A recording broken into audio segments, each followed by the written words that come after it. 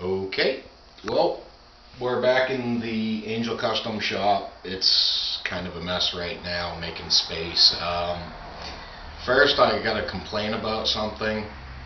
When you order parts off eBay, couple things you need to keep in mind that unfortunately I've learned the hard way. I ordered a set of doors. Now, Dodge, Plymouth, DeSoto, they're all supposed to be the same vehicles basically, but they made different models. Dodge DeSoto doors, they're pretty much interchangeable, as the body styles were pretty much the same. What was it? Plymouth Kingsway is basically the same car, but they also made a two-door coupe. And when I ordered the doors for the Dodge, I ordered a set of Plymouth doors, and they were listed on eBay as 4041 Plymouth or Dodge doors. But here's the problem: they're not even close. The whole shape of the door, the curvatures and whatnot, not even close. So my mistake was I didn't look into it further. I kind of took the sellers at their word, and unfortunately eBay is flooded with old parts. The people buy them in bulk, put them up there for honestly ridiculous prices, and unfortunately this time I was the idiot that didn't do my research.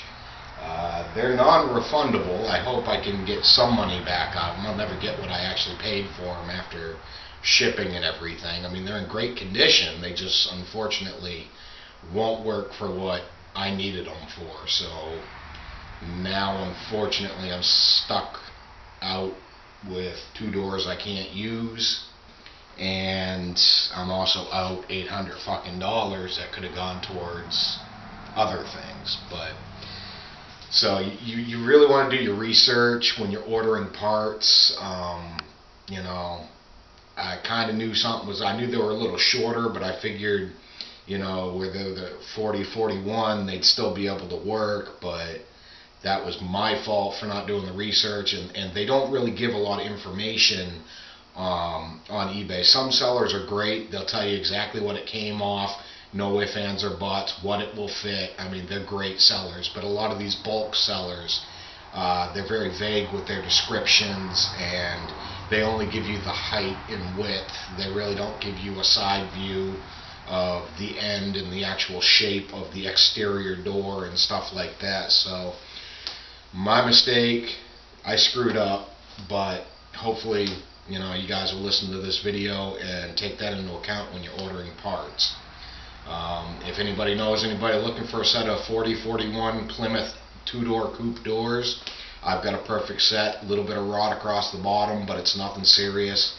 I'm actually going to clean those up and put some acid-based primer on it so to stop that rust. But now that all that's out and the frustration of that is over, it's time to announce what the winter project is.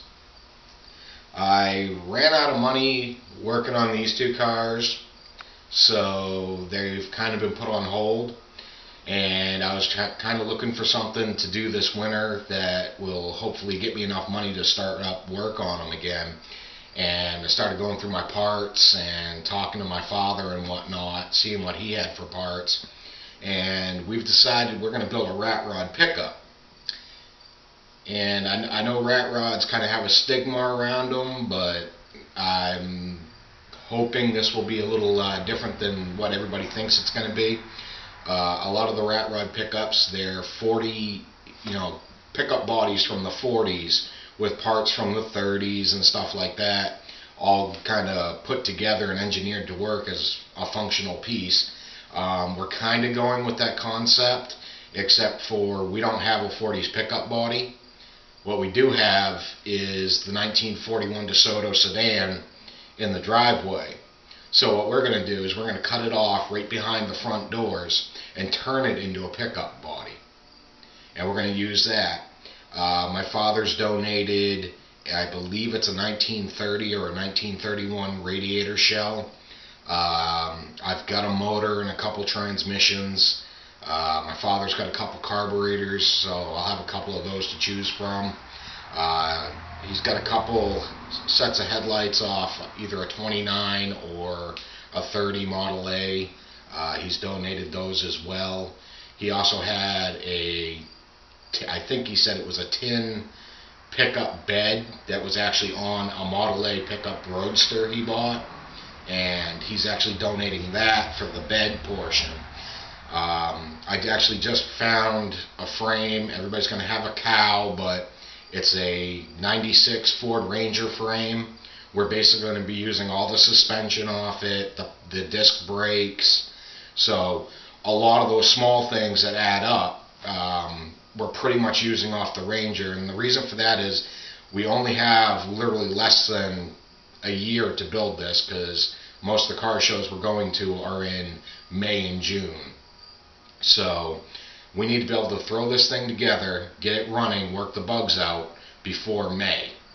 So we figured if we used a newer chassis with newer suspension and brakes and stuff like that, that getting parts for it would be a lot easier than if we mix and matched everything. Although the whole concept of this car, or truck, sorry, is we're going to try to use as many different parts from as many different vehicles as possible. A name has been chosen for the project. My father came up with it, and it was just a perfect name. So we've actually already named it. It's called The Mongrel, and hopefully tomorrow we'll be going to pick up that Ranger that I bought, and we can start stripping that down. We're going to cut the DeSoto up sometime this coming week. And hopefully we can get the rest of the parts down here and start mocking everything up, and hopefully everything goes good. We're going to be doing a photo collage setup to kind of trace the whole process as we go through it. We'll touch base on it through other episodes coming up later on, and I think that's pretty much it. But I hope you guys liked the video, and I hope you guys will continue to follow to see what we come up with for this rat rod build we're doing. So, as always, you can follow me on Facebook at Angell Customs, or, like and subscribe to my videos. Check out the other ones I've already made, and have a good day.